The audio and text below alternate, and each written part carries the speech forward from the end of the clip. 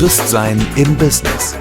Der Mutmacher-Talk mit Kathleen Kitsche und Walter Stuber.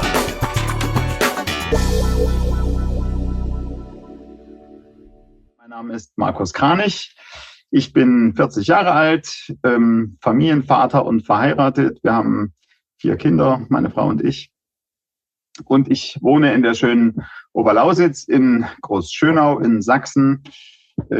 Und ich arbeite in Seilfennersdorf, das ist 10 Kilometer weiter, in der sächsischen Bildungs- und Begegnungsstätte Windmühle Seilfennersdorf. Das würde ich genau so sagen. Ich bin mit dem christlichen Glauben groß geworden.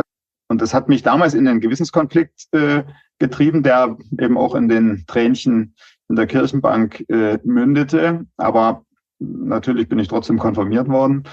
Aufgegangen ist es dann später, als ich im Studium war und als ich dort eine Freundin gefunden hatte, die gesagt hat, Markus, das ist, glaube ich, nicht genug, was du hier gerade vorhast, mit dem Glauben durchzuleben, sondern Jesus will, glaube ich, alles von dir. Und das hat er mir dann auch selber gesagt.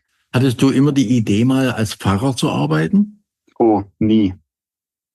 Nie. Also ich hatte wirklich Förderer, die gesagt haben, ach Markus, würdest du nicht dann doch vielleicht lieber Pfarrer werden wollen?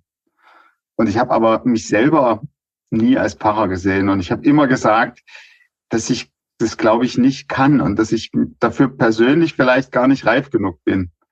Und da bin ich dann einfach mal zu ihm ins Büro marschiert, habe mir einen Termin erbeten und habe gesagt, Mensch, ich habe da so eine Idee, ich würde gerne junge Christen und christliche Politiker zusammenbringen. Und da so eine Art Mutmacherarbeit, damals habe ich es genannt, Versöhnungsarbeit zu leisten, dass die jungen Leute aus den Kirchgemeinden einfach sehen, dass christliche Politiker eben auch Christen sind und nicht nur Politiker. Naja, und jetzt ist für alle hier klar, dass ich ein christlicher Chef bin. Und wie machen wir das? Naja, es sind die wenigsten Christen hier. Es gibt noch ein paar Kollegen, die wirklich Geschwister im Glauben sind. Da haben wir aber auch keine richtige Gebetsgemeinschaft. Was wir aber haben, ist wirklich das offene Wort. Also die wir Christen sind hier auf dem Hof. Die haben auch über das normale Chefsein und Kollege sein natürlich noch eine extra Ebene. Abonniere jetzt unseren Podcast, like die Folge und kommentiere. Christsein im Business. Der Mutmacher-Talk mit Kathleen Kitsche und Walter Stuber.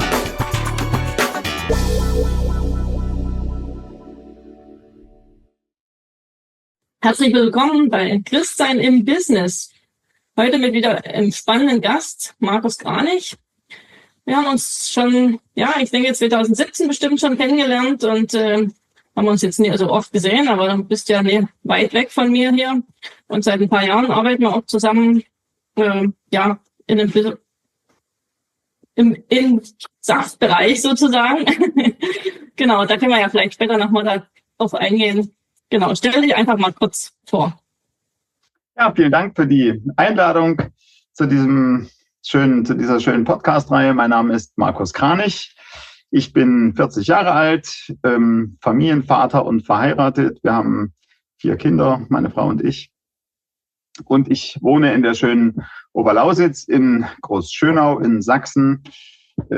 Und ich arbeite in Seilfennersdorf, das ist 10 Kilometer weiter, in der sächsischen Bildungs- und Begegnungsstätte Windmühle Seilfennersdorf. Wir sind also ein gemeinnütziger Verein, die wir eine Begegnungsstätte betreiben. Das ist also irgendeine Mischung zwischen 3-Sterne-Hotel und Jugendherberge. Wir sind ein Konzepthaus. Das bedeutet, wir machen eine eigene Jugendarbeit, eine Projektarbeit. Wir arbeiten Deutsch-Tschechisch, Deutsch-Polnisch mit behinderten Menschen, also eine ganz breite Arbeit. Wir sind aber auch eine Event-Location, haben viele Hochzeiten im Haus, viele Klausurtagungen von Firmen, die zu uns kommen oder von öffentlichen Verwaltungen. Also eine ganz große Mischung und eine ganz spannende Arbeit, will ich mal sagen, weil sie wirklich sehr abwechslungsreich ist. Gut. Unseren Teilnehmer zuvor haben wir gefragt, den Waldemar Hoffmann haben wir gefragt, Kinderstunde, kannst du dich noch an deine Kinderstunde erinnern? Schon lange her? Es ist lange her, aber ich kann mich an meine Kinderstunde erinnern. Das war Tante Inge. Die machte immer samstags Kinderstunde in Großschönau in unserer Kirchgemeinde.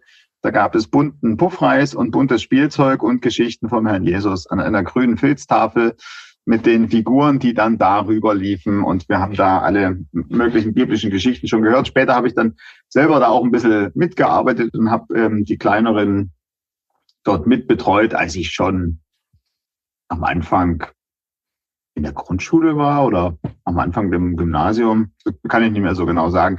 Aber da ist jedenfalls, das sind viele Samen gelegt worden in meiner Kindheit.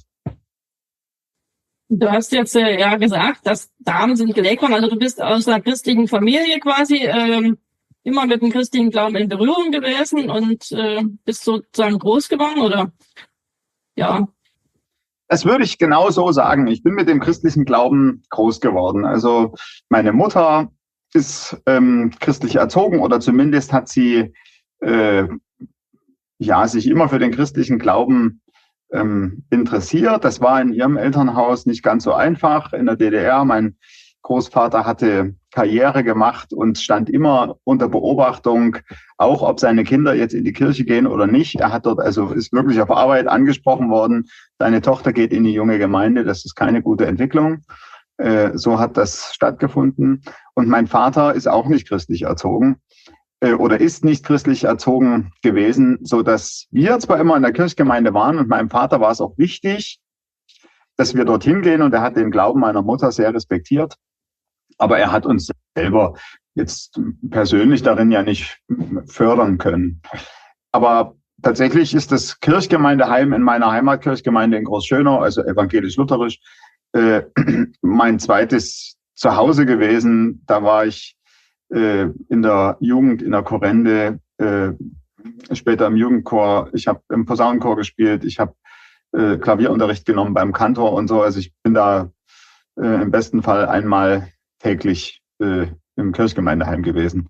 Und trotzdem saß ich dann zu meiner Konfirmation in der Kirchenbank. Ich kann mich daran noch sehr lebhaft erinnern und hatte Tränen in den Augen, weil ich wusste,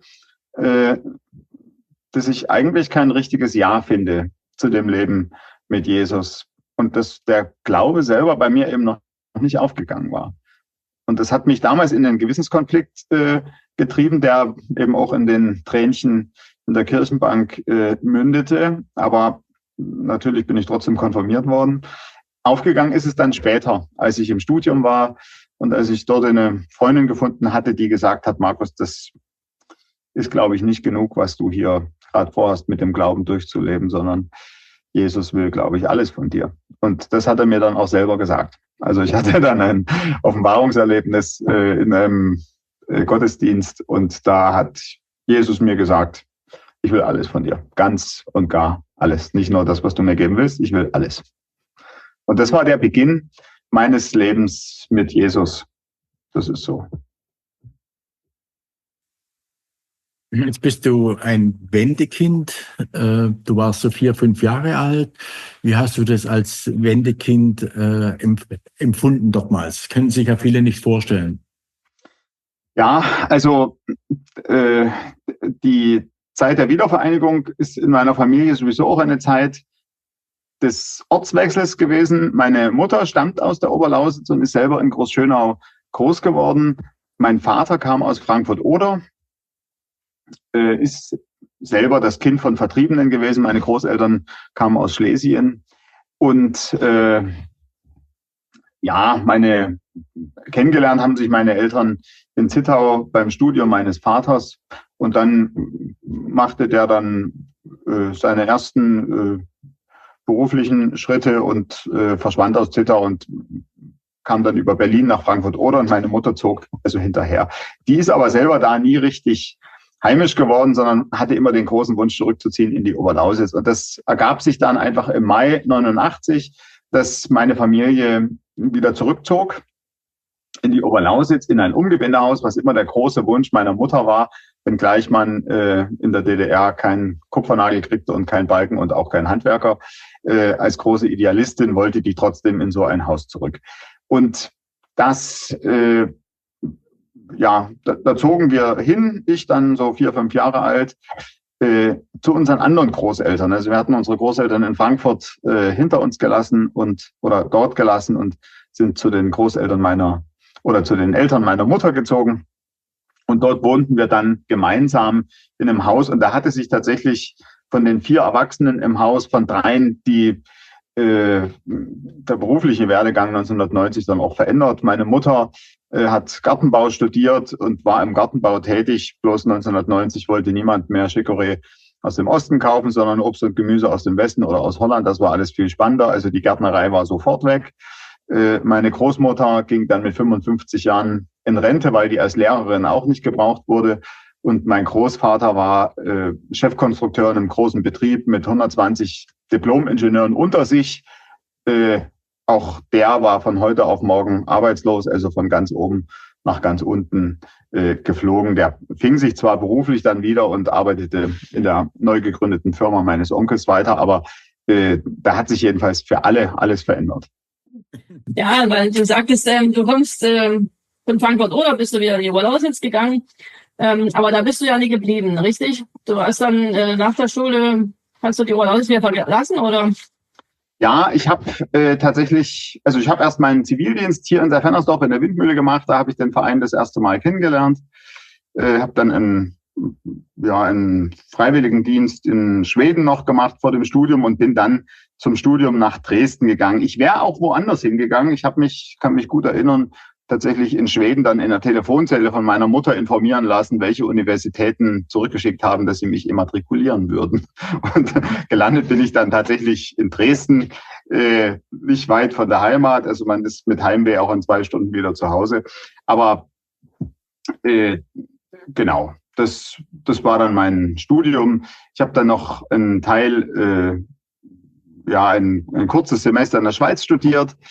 Ich habe ja Politikwissenschaft studiert im Hauptfach und am Ende Jura und Theologie als Nebenfächer. Theologie kam erst später dazu, so dass ich dann vorher noch ein bisschen Rüstzeug suchen wollte und das habe ich dann bei Jugend mit einer Mission und einer Weltanschauungsschule in der Schweiz getan. So habe ich also dann auch noch mal ein kleines bisschen international und Englisch studieren dürfen. Jetzt hast du ein erfolgreiches Studium hinter dir. Hattest du immer die Idee, mal als Pfarrer zu arbeiten? Oh, nie. Nie. Also ich hatte wirklich Förderer, die gesagt haben, ach Markus, würdest du nicht dann doch vielleicht lieber Pfarrer werden wollen? Und ich habe aber mich selber nie als Pfarrer gesehen. Und ich habe immer gesagt, dass ich das, glaube ich, nicht kann und dass ich dafür persönlich vielleicht gar nicht reif genug bin. Und da sagten alle Pfarrer, die wollten, dass ich vielleicht doch Pfarrer werde. Das sind die besten Voraussetzungen, um Pfarrer zu werden. Ich habe es aber doch nicht getan. Also als Nebenfach-Theologe wäre das jetzt nicht so einfach gewesen. Ich hätte das noch weiter studieren müssen. Aber es war tatsächlich immer meine Leidenschaft, auch in der Politik zu sein. Schon meine Abi-Klasse oder in meiner Gymnasialzeit war allen immer klar, dass der Kranich mal in die Politik geht. Kleines bisschen ist es auch so gekommen. Aber im Studium und als ich dann Theologie und Politikwissenschaft studiert habe, da ist in mir auch der Keim aufgegangen, dass ich das Christsein und die Politik eigentlich zusammendenken will. Und ich habe dann ein Praktikum im Studium gemacht in der CDU-Landtagsfraktion in Sachsen und habe dort Fritz Hähle kennengelernt, Dr. Fritz Hähle, der war Fraktionsvorsitzender da und bekennender Christ, der mich immer sehr beeindruckt hat für seine klaren Worte, auch im Glauben. Und da bin ich dann einfach mal zu ihm ins Büro marschiert, habe mir einen Termin erbeten und habe gesagt, Mensch, ich habe da so eine Idee, ich würde gern junge Christen und christliche Politiker zusammenbringen und da so eine Art Mutmacherarbeit, damals habe ich es genannt, Versöhnungsarbeit zu leisten, dass die jungen Leute aus den Kirchgemeinden einfach sehen, dass christliche Politiker eben auch Christen sind und nicht nur Politiker. Und dass die jungen Leute aber auch sehen, dass Politik nichts Schlechtes ist, sondern dass es getan werden muss und dass es doch gut ist, wenn wir als Christen Politik tun, weil ja die Politik immer in dem schlechten Ruf steht, eine Hure zu sein oder dass es ein Schmuddelgeschäft ist mit so vielen Lügen und Intrigen. Und er fand die Idee damals sehr gut. Sowas gab es nämlich vorher schon mal, so ein Jugendforum Glaube und Werte, wie wir es dann genannt haben. Und das hat dann mehrmals stattgefunden. Der Landtagspräsident wurde Schirmherr, der Ministerpräsident kam dann. Und was uns wichtig war, ist immer, dass die aus ihrem persönlichen christlichen Leben erzählt haben. Und sich da auch ein bisschen geöffnet haben und offenbart haben. Und ich habe da wirklich ganz tolle Begegnungen gehabt. Sowohl von den Politikern, die sich dann eben auch in so kleinen Runden, naja, klein war es nicht, so 50 bis 100 Leute, geöffnet haben, aber auch, dass so viele Jugendliche sich davon haben anstecken lassen und gemerkt haben, ach Mensch, das ist doch was. Also es ist ein tolles Netzwerk damals entstanden, auch an den Unterstützern, die so ringsrum waren. Gibt es heute noch dieses Netzwerk? Ich glaube nicht, nee.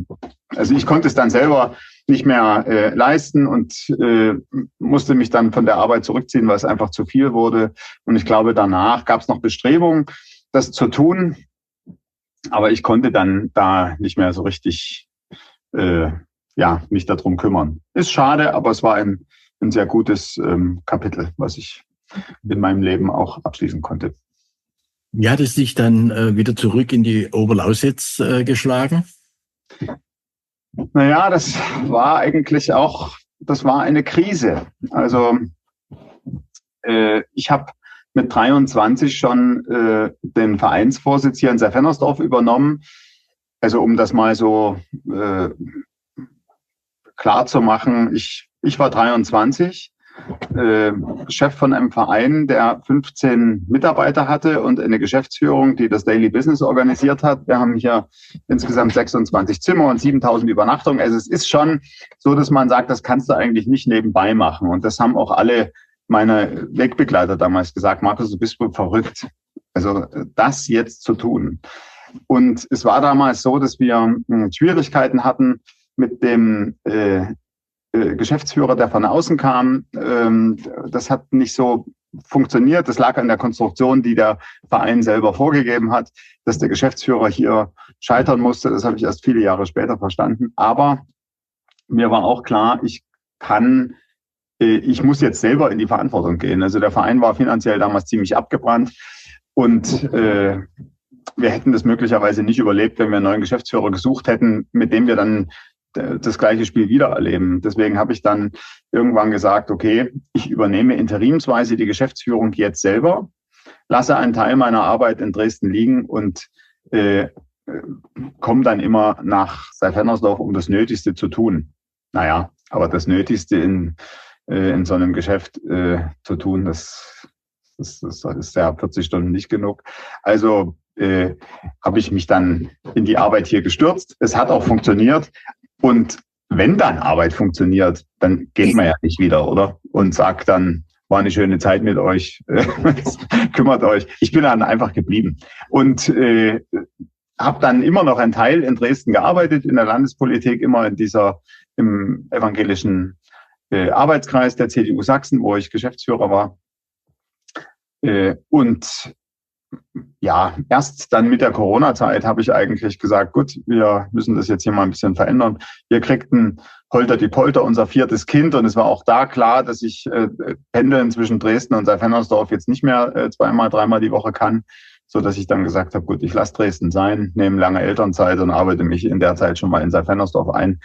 Und so bin ich dann also jetzt seit 5 Jahren Vollzeit Geschäftsführer in Seilfennersdorf. Und manchmal frage ich mich, was ich mit der Zeit getan habe, die ich jetzt nicht mehr in Dresden bin. Irgendwie hat die sich auch ganz schnell ausgefüllt. Ihr habt ja bei euch im Bildungswerk, also es ist ja, ich sag mal so, für viele ist es ja schon so, dass das irgendwie ein bisschen einen christlichen Hintergrund hat irgendwie. Aber wir sprechen ja jetzt hier über das Christsein im Business. Wie lebst du das bei euch auf Arbeit jetzt? Also seid ihr da mit den Mitarbeitern auch im Gebet oder betest du für die Mitarbeiter oder habt ihr da gemeinsame Zeiten? Wie macht ihr das? Also tatsächlich ist die Windmühle Seyfennersdorf aus der Kirchgemeinde heraus entstanden. Die ersten Gedanken dazu gab es 1989. Und es ist aber seit Vereinsgründung 1992 klar gewesen, es soll kein christliches Tagungshaus sein. Es gab damals ja noch eine ganz gut funktionierende Infrastruktur an christlichen Rüstzeitheimen, die hier so in der Gegend waren, und man wollte zu denen einfach keine Konkurrenz aufmachen mit einem Haus, was komplett neu gebaut wird. Damit hätten wir natürlich auch viele überholt, sondern es war immer klar, es soll ein Haus für alle sein. Und in Seyfennersdorf war allen immer klar, dass da oben, das ist von Kirchens. Also das hätte man in Seyfennersdorf nie abstreiten können. Für mich ist allerdings das auch klar gewesen, wir sind kein christliches Haus, aber ich habe für mich die Sprachregelung gefunden, mein Anspruch ist es, dass wir ein christlich geführtes Haus sind. Also ich muss auch dazu stehen können, was wir für eine Arbeit machen, was wir abliefern, was wir für Seminarangebote bringen, was hier im Haus stattfindet und was nicht. Das bedeutet nicht, dass alles christlich ist, was hier stattfindet, wirklich überhaupt nicht. Aber ich will auch nicht jeden esoterischen Hokuspokus im Haus haben. Und das muss ich dann auch so verteidigen im Programm. Naja, und jetzt ist für alle hier klar, dass ich ein christlicher Chef bin. Und wie machen wir das? Naja, es sind die wenigsten Christen hier. Es gibt noch ein paar Kollegen, die wirklich Geschwister im Glauben sind. Da haben wir aber auch keine richtige Gebetsgemeinschaft. Was wir aber haben, ist wirklich das offene Wort, also die wir Christen sind hier auf dem Hof. Die haben auch über das normale Chefsein und Kollege sein natürlich noch eine extra Ebene, dass wir uns auch sagen können, dem geht's gerade nicht gut. Müssen wir da was tun oder so. Also das funktioniert trotzdem auch. Und dass ich auch Leute anspreche, wenn ich von ihnen weiß, dass sie wirklich auch in einer Krise sind, dass sie eine schwere Zeit durchleben, privat, dass mit den Kindern was ist, mit den Ehepartnern was ist, und dass ich sie darauf auch anspreche. Und das ist auch immer wieder vorgekommen, dass ich mit den Leuten gebetet habe. Das ist nicht das Alltagsgeschäft, das ist auch für mich eine Ausnahmesituation. Ich arbeite meistens mit einer offenen Tür. Also die Leute wissen eigentlich, dass sie zu mir kommen können. Das nimmt nicht jeder in Anspruch. Das habe ich schmerzvoll lernen müssen. Viele sehen zwar eine offene Tür, aber das heißt für sie trotzdem nicht, dass sie da reingehen. Aber ich will da offen sein dafür, und insbesondere, wenn Menschen in einer Krisensituation sind, darauf wirklich auch besonders Rücksicht zu nehmen. Auch in der Dienstplangestaltung und auch bei dem, was sie gerade leisten können, dass ich nicht alles von allen verlange, bloß weil das Arbeitszeitkonto es gerade hergibt. Bin ich mal ganz neugierig. Wenn du also jetzt 1992 habt ihr dann 7.200 Übernachtungen gehabt, oder? So ist es? Genau. Ja, dann ist deine Frau einer der Gäste, oder? So, nee, das war noch anders. Meine Frau habe ich als Mitfahrgelegenheit kennengelernt. Mhm. Meine Frau hatte soziale Arbeit studiert, war fertig und machte in Zittau ihr Anerkennungsjahr. Und ich pendelte ja mit dem Auto, dadurch, dass ich in Seyfennersdorf tätig war, so viel zwischen Dresden und Seyfennersdorf. Und um das für mich als Student einigermaßen finanziell erträglich zu halten, habe ich Mitfahrgelegenheiten eingesammelt. Und einmal hatte ich mich wirklich sehr geärgert, weil da war nur eine Mitfahrgelegenheit von Zittau nach Dresden, und ich musste aber extra noch einen Umweg fahren. Also ich musste wegen 5 Mark, nee, das waren Euro sicher, extra noch einen Umweg fahren. Eigentlich wollte ich da schon absagen und sagen, ja, mir ist was dazwischen gekommen. Dann habe ich die doch abgeholt und ich wusste schon beim Einsteigen, na, das kann ja heiter werden hier. Und tatsächlich hat es dann gefunkt und ja, ich war, glaube ich, gleich verliebt. Ich weiß es nur deswegen, weil ich danach, also direkt nachdem ich meine Ex-Verlobte dort rausgelassen habe aus dem Auto, bin ich zu einer Freundin gefahren und die sagte, Markus, was ist denn mit dir? Du bist irgendwie komisch gerade. Und also daher weiß ich es ganz genau, ich muss sofort irgendwie Schmetterlinge im Bauch gehabt haben. Und 1,5 Jahre später haben wir dann geheiratet. Und deine Frau ist auch christlich? Ja. Oder kannst du jetzt sagen, du hast eine christliche Familie? Ich habe eine christliche Familie, so kann man es sagen. Also meine Frau stammt aus einem methodistischen Pastorenhaushalt. und hat viel gesehen von Deutschland, weil die methodistischen Pastoren viel rumgefahren oder viel rumgeschickt wurden. Und also jetzt sind wir gemeinsam in der evangelisch-lutherischen Kirche.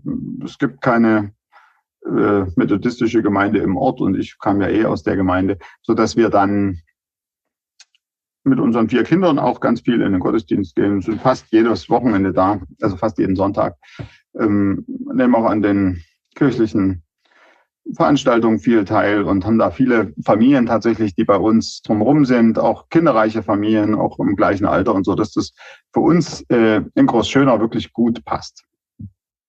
Hast du dann das Wertesystem eures Gästehaus auch nach biblischen Grundsätzen aufgebaut oder hast du gesagt, okay, das kann ich jetzt nicht tun? Naja, es ist ja schon viel da gewesen, als ich hinkam. Ne? Und es ist natürlich, wie ich schon sagte, auch irgendwie christlich geprägt gewesen, das Haus. Da habe ich vieles dann übernommen. Naja, christliches Wertesystem, wie soll ich sagen? Also, es ist in jedem Zimmer liegt eine Gideon-Bibel. Damit geht's ja schon mal los. Es mag in großen Städten in Westdeutschland anders sein, aber in kleinen Dörfern im Osten ist das schon erstmal ein Statement. Also wenn man eine Bibel auf dem Gästezimmer hat, oder? Also ja. Damit geht's ja schon mal los. Und ich lasse mich auch auf den christlichen Glauben ansprechen. Wir haben viele Hochzeiten im Haus.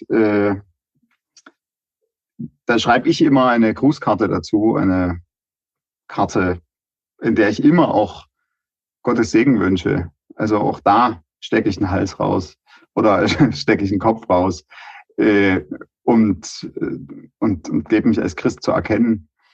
Das sind so viele kleine Punkte, wo das erkennbar ist. Als wir ein großes Jubiläum hier im Haus gefeiert haben, als die Windmühle Seyfernersdorf 20 Jahre bestand, habe ich gesagt, wir sollten einen Gottesdienst feiern. Und dann hat die Kirchgemeinde von Seyfernersdorf den Sonntagsgottesdienst hier auf den Windmühlberg verlegt und wir haben dann auf der Buchenwiese im Schatten einen wunderbaren Dankgottesdienst gefeiert, weil für mich klar ist, dass es dieses Haus ohne Gott so nicht mehr geben würde. Durch die ganzen Stürme, durch die wir in den vergangenen Jahren gefahren sind, das hätte es ohne Gottes Hilfe, bin ich fest davon überzeugt, nie gegeben. Himmelfahrt findet auch immer ein Gottesdienst hier statt. Der Himmelfahrtsgottesdienst auch von der evangelischen Kirchgemeinde aus Seyfernersdorf findet immer hier oben auf dem Berg statt, unter freiem Himmel mit dem Posaunenchor und dem Blick in die Weite. Also wenn man auf der Homepage gucken will von Windmühle Seyfernersdorf, wir haben wirklich ein ganz fantastisches Panorama mit Blick ins Zitterer Gebirge und nach Böhmen. Das kann man alles von hier aus erleben. Und das ist für mich als Christ in Seyfernersdorf hier oben ganz selbstverständlich und wichtig, auch das zu leben. Ich überlege die ganze Zeit, ob ihr eine Bahnstrecke habt. Ja, haben wir. Dann habe ich dort mal eine Brücke eingerüstet. Kann sein. Von daher kenne ich den Namen noch. Ja. Also den Blick kann ich bloß bestätigen da oben, das ist einfach herrlich. Und ich kann mich auch erinnern, ihr hattet auch mal zwischendurch Gottesdienste oben im Dach, aber das war sozusagen vermietet, ne? Ihr hattet da eine Gemeinde, die da Gottesdienste gemacht hat, oder? Ja, stimmt, das habe ich ganz vergessen noch zu sagen. Also es begab sich auch in der Corona-Zeit, da ist eine freie Gemeinde gewesen, ein Kollege hier vom Hof, der ist in dieser freien Gemeinde angebunden und die haben in der Corona-Zeit in ihren kleinen Gemeinderäumlichkeiten keinen Platz mehr gefunden. Die konnten ja Gottesdienst feiern, aber nur mit Abstand. Das ging aber nicht in dem kleinen Raum, den die hatten. Und da habe ich gesagt, du ganz ehrlich, bei uns findet nichts statt. Wir sind komplett leer. Unsere Räume werden auch so forstfrei gehalten. Also ihr könnt hier herkommen und könntet hier Gottesdienst feiern. Und das hat sich für die so super gemacht. Und es macht sich auch für uns als Haus so super. Weil sonntags haben wir immer gar keinen Gästebetrieb mehr. Sonntags reisen die Leute ab. Und auch wenn eine Hochzeit war, heißt das ja nicht, dass man nicht am nächsten Morgen da drin schon wieder Gottesdienst feiern kann.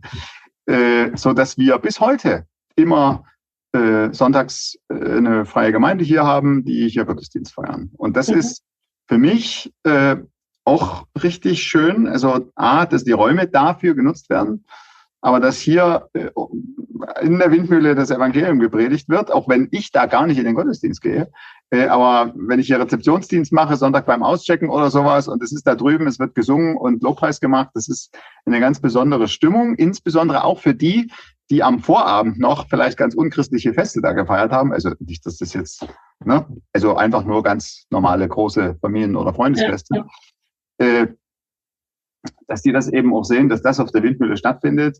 Und so mit einem Augenzwinkern sage ich immer, viel wichtiger als die Miete ist für mich das Gebet. Wenn ihr Gottesdienst feiert, dass es auf der Windmühle gut geht, weil ich fest davon überzeugt bin, dass daran mehr gelegen ist als an ein bisschen Raummiete. Ich bin seit 3 Jahren Mitglied in den christlichen Motorradfahrer in Sachsen.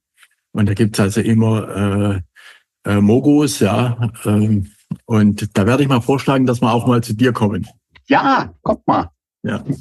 Sehr gerne. Mal einbringen, dass wir mal einen Gottesdienst. Wir haben auch Mitglieder aus Dresden und aus der Richtung, ja. Ja, sicher eine super Idee, mal das mal anzusprechen. Das Ja, ist alles voll, aber für nächstes Jahr in die Planung werde ich mal das vorbringen. Ja, sehr gern. Und es gibt ja auch wirklich hier viele kurvenreiche Strecken im Gebirge oder durch den Schluckenauer Zipfel oder sowas von Dresden über Schmelga zu uns. Das ist wunderschön. Mhm. Du, Kathleen, du bist der Lieferant, habe ich mitbekommen, von dem Apfelsaft, oder? Also mitunter auch Apfelsaft, ja. Also wir liefern jetzt seit ein paar Jahren also Getränke, was da im Hotelbetrieb auch teilweise gebraucht wird für die Bar. Manchmal gibt's da ein paar Cocktails, wie ich das so mitgekriegt habe. Genau. Und wir haben auch ein gemeinsames Produkt entwickelt sozusagen. Ja. Ich weiß nicht, willst du selber das kurz erzählen? Naja, wir sind immer auf der Idee gewesen, oder sind es stetig, was kann man denn so Windmühltypisches noch den Gästen anbieten? Oder was können wir denn als Weihnachtsgeschenk eigentlich an unsere Stammgäste oder an die vielen Gruppen, die immer wieder kommen, rausgeben? Da haben wir schon eigene Küchentücher gemacht mit dem Windmühlmotiv drauf. Und irgendwann kamen wir auf die Idee, auch was Flüssiges machen zu können und haben dann gemeinsam irgendwie eine Brause entwickelt. Also ich bin da zu Kathleen gefahren, da habe ich gesagt, Mensch Kathleen, wir brauchen so eine extra Windmühl-Limo. Haben wir es damals, war die Idee, ihr macht ja keine Limo, aber ein Windmühlgetränk. Schorle, in dem Sinne ist eine Schorle geworden, genau. Genau, mit regionalen Zutaten und irgendwie so spritzig und jugendlich, wie die Windmühle eben ist. Und daraus ist dann Apfel-Quitte-Minze geworden. Das haben wir einfach umgedreht in Quitte, Apfel, Minze. Und das hieß dann Quapalicious für Quitte, Apfel, Minze und Isches. Und das ist wirklich ein großer Hit geworden. Und wir haben ein wunderschönes Etikett dazu. Hinten steht drauf, dass es wirklich von Kekila aus Lauba ist. Und das kriegen nur Gäste hier im Haus. Man kann es auch tatsächlich nicht kaufen. Man muss es sich richtig gern schenken lassen. Und dann steht es in den Zimmern auch als Begrüßungsgetränk sozusagen, aber immer ein Gruß aus der Region, und individueller kann eigentlich ein Getränk nicht sein. Wie viele Zimmer habt ihr heute? Wir haben 26 Zimmer, die auf 3-Sterne-Niveau sind, und dann haben wir im Sommer noch Glamping-Zelte und einen Schäferwagen, in dem man auch übernachten kann. Da kann man als Kleingruppe auch auf der Schäferwiese sozusagen dort noch mal mit 15 Leuten übernachten. Und wie kann man euch buchen? Wie findet man euch? Also man kann uns buchen ganz normal über www.windmühle-seifennersdorf.de. Sind über die großen Buchungsportale auch zu finden, und ich hoffe, dass wir in den nächsten Tagen auch endlich online gebucht werden können, ganz normal über unsere Homepage. Also richtig durchbuchen, mit online bezahlen und so. Das ist für uns ein langer Weg leider, aber wir haben als Gruppenhaus ein ganz unalltägliches eine Buchungssoftware, die es uns echt schwer macht, uns automatisch in die Portale anzuschließen. Aber jetzt sollten wir alle Hürden überwunden haben, und das wird dann hoffentlich die nächsten Tage online gehen. Und wie lange soll man voraus buchen am besten? Ja, also Familienurlaube in den Sommerferien kann man schon noch finden. Die Wochenenden von April bis Oktober sind allerdings für einen Gruppenaufenthalt schon ein Jahr im Voraus meistens weg. Also da können wir wirklich zum Glück auf gute Stammgäste bauen, die das Haus regelmäßig buchen. Viele Kirchgemeinden, die auch zu uns kommen, Posaunenchöre, Freundestreffen und. Ja, also ein Jahr im Voraus haben wir es schon gern. Gut. Dankeschön, dass du teilgenommen hast. Hat Spaß gemacht mit dir. Lieber Markus, möchtest du noch ein Schlusswort sagen? Also ich bedanke mich bei euch für die Einladung. Ich bin ganz gerührt, dass ihr mich gefragt habt. Natürlich war ich auch ein bisschen aufgeregt vorher, was da wohl so kommen wird. Aber ihr habt es schön vorbereitet mit den vielen Fragen, dass man sich schon so ein bisschen einschwingen konnte. Ja, und ich finde es toll, dass ihr da so einfach nach vorn geht und Mutmacher sucht. Aber ich finde, es funktioniert auch ganz gut andersrum. Wenn man sich ein bisschen vorbereitet, mal 1, 2 Abende und mal liest die Fragen so, die ihr vorher so mitgeteilt habt, dann geht man auch mal in sich und überlegt auch selber, Mensch, wo könnte ich denn noch eigentlich Mutmacher sein? Was sind denn eigentlich die Grundsätze, auf denen ich im Business stehe? Und wirkt eben auch so nach innen, finde ich. Das war so meine Feststellung dafür. Vielen Dank für die Einladung. Bitteschön. Vielen Dank auch, dass du teilgenommen hast. Ja, danke. Dankeschön. Abonniere jetzt unseren Podcast, like die Folge und kommentiere. Christsein im Business. Der Mutmacher-Talk mit Kathleen Kitsche und Walter Stuber.